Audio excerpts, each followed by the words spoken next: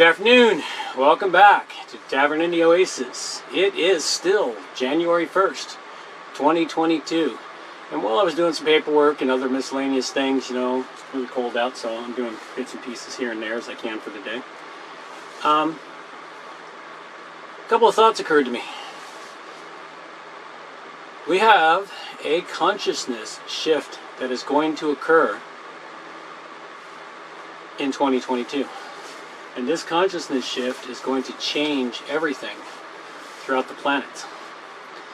The consciousness shift has been in process for the last 2 years. Well, the consciousness shift, the governments know the consciousness shift is happening. And they've seen it happening for many years, a couple of decades probably. They knew it was coming. They knew this Grad Solar Minimum was coming. I can't imagine a government not knowing about the Grad Solar Minimum at the highest levels.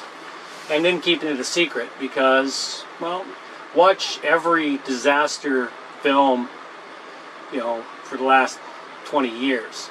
You know, there's some interesting ones. You know, you got 2012, which is a really good one to talk about that shift.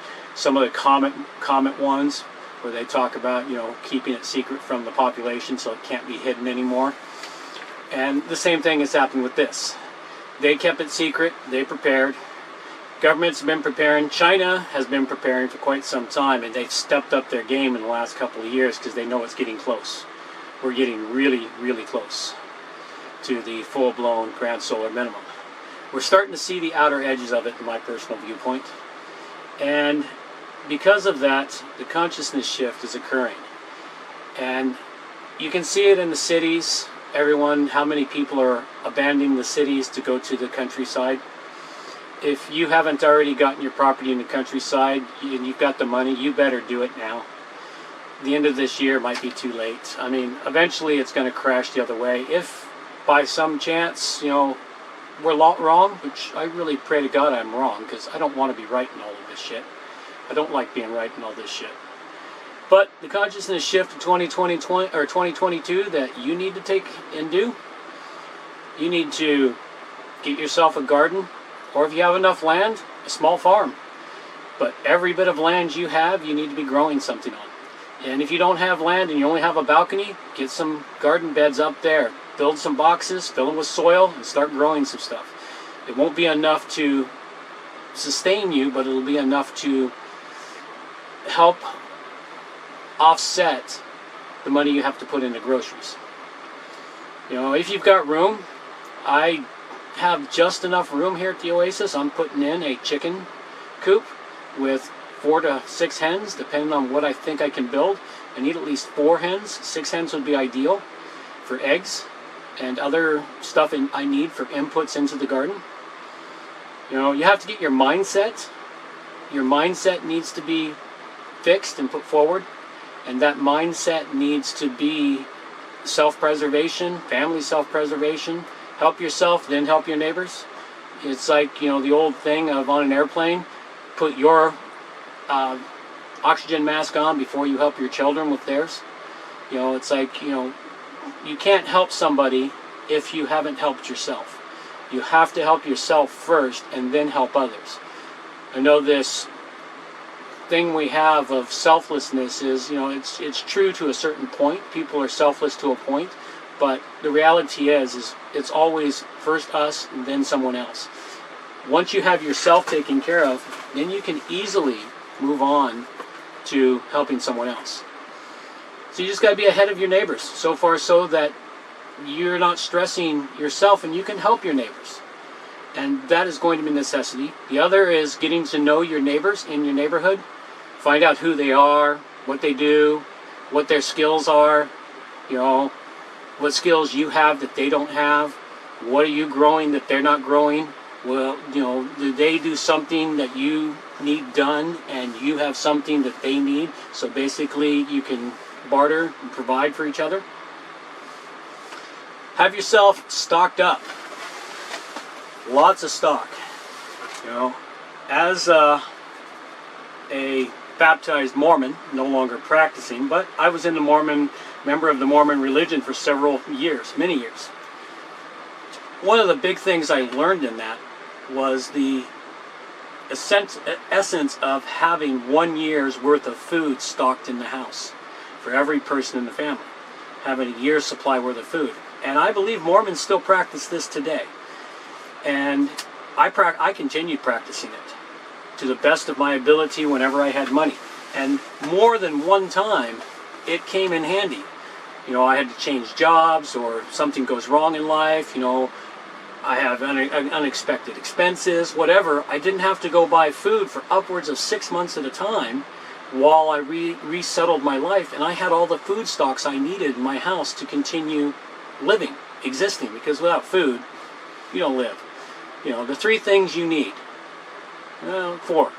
You need food, shelter, water, and oxygen. Without those 4 things, you're toast. You know, the ones that cost you money is food, shelter, and water. Well, water may not cost you money if you collect it.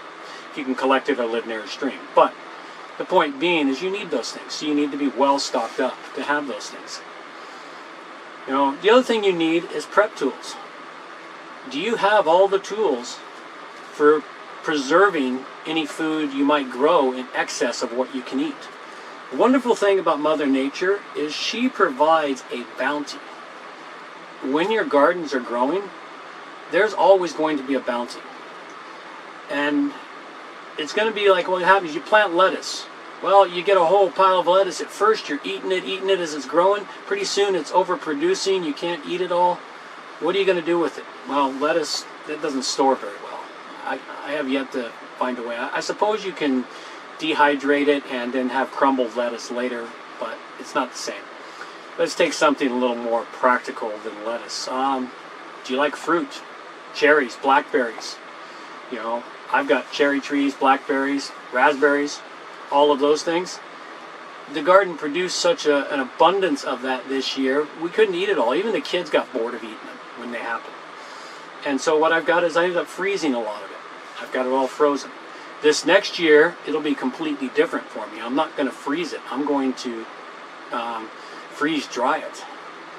And I've also dehydrated it. I dehydrated some, froze some. Now I've got the option coming my way to freeze dry it. And the freeze drying process will allow me to turn a lot of that stuff into powders, thereby shrinking the necessary space I need for storage and extending out the storage life.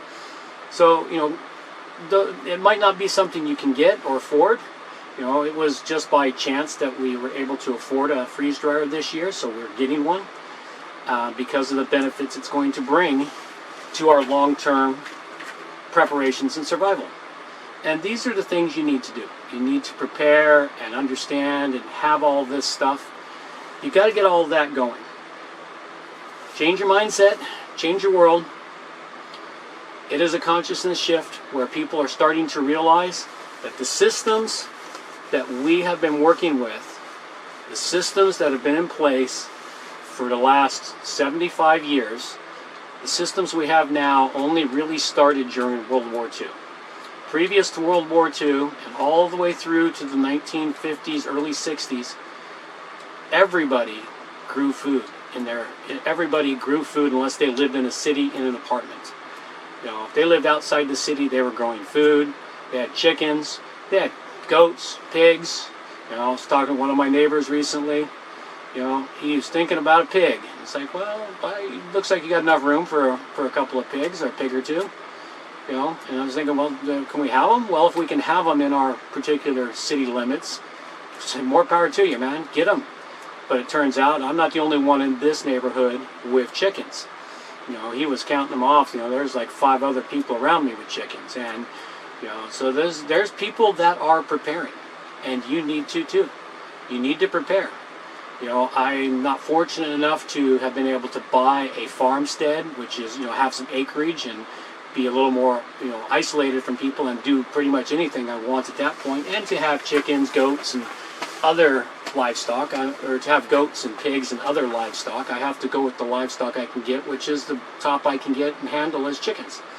But I have a very large garden that produced decently well last year.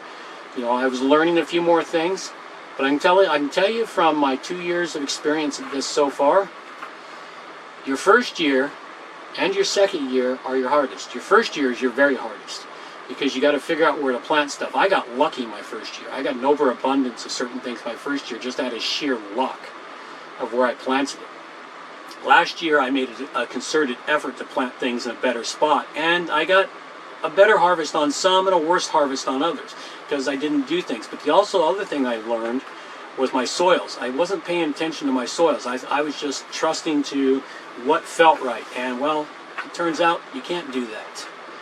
Something I learned, my ego gets in the way. As my daughter says, "You don't have an ego, Dad." Not in the least. Yeah. We'll work on that one. At any rate, I realized I have to learn and modify my soils, but I embarked upon something that I discovered, which is dealing with terra preta, or Amazonian black earth. And I have redone every bed in my garden with terra preta over the course of the summer. I was creating my own biochar, charging that biochar, making compost teas, charging that soil up, and then as the bed finished off growing what it was growing, I replaced that soil in that bed with the terra preta. I've got 3 beds left. The reason I didn't do those before the full winter set in was because they were still growing stuff.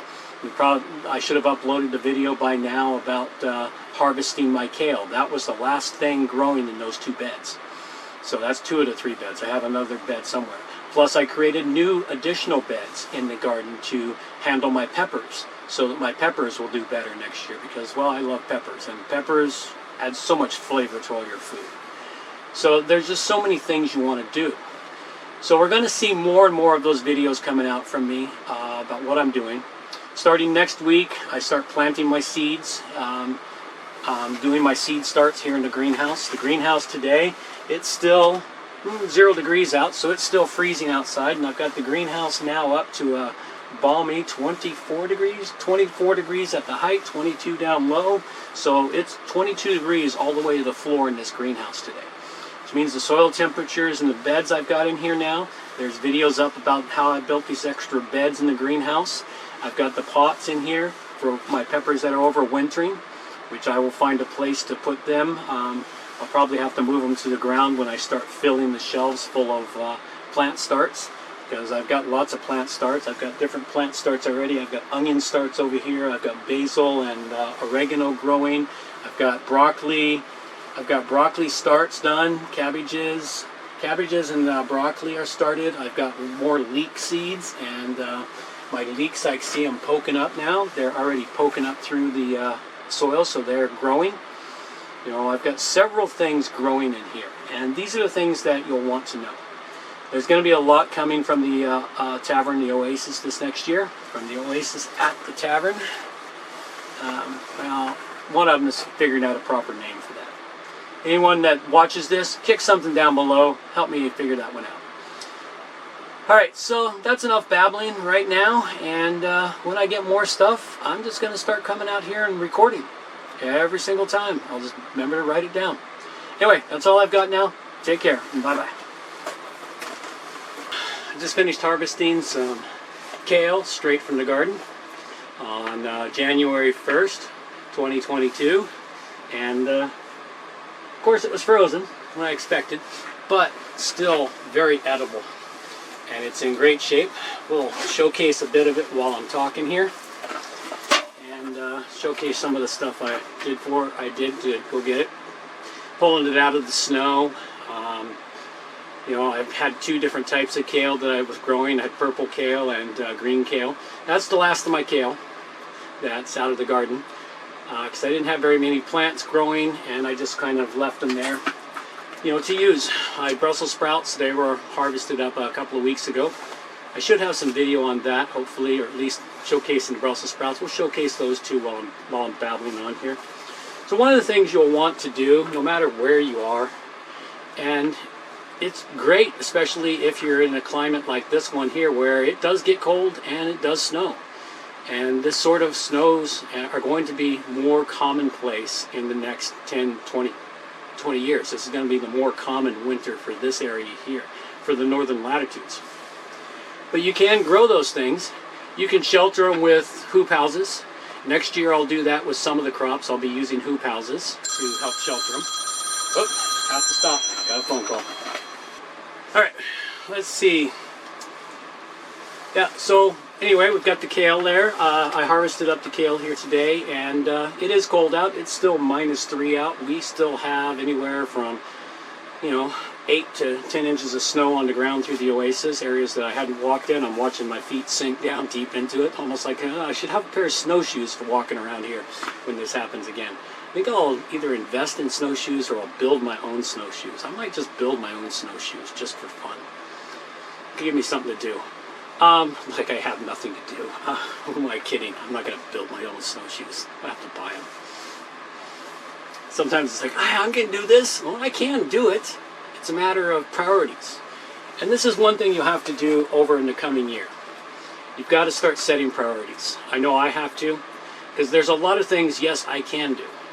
But is it economical for me to do it myself? And this is something you should think of for yourself when you're doing things. Like, is it economical for you to build your own this item or that item, or make, for instance, snowshoes? Is it economical for you to spend hours making snowshoes, and when you could buy them, when you could spend those hours doing the things you're good at, such as planting a garden, getting your seeds started, working with your soils and other things. And these are the things I have to do in the coming years. I have to learn to prioritize where my time goes.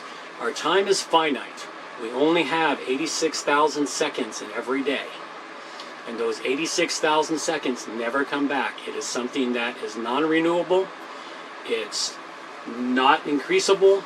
It is finite. The amount of time you have every day is fully finite, and there's some things in the course of a day that you just can't not do, such as sleep. You must sleep.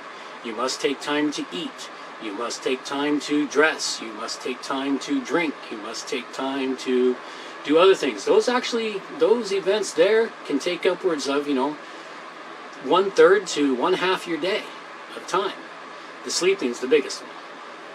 There's so many things you got to do, so you have to learn how to prioritize where your time goes and what it does.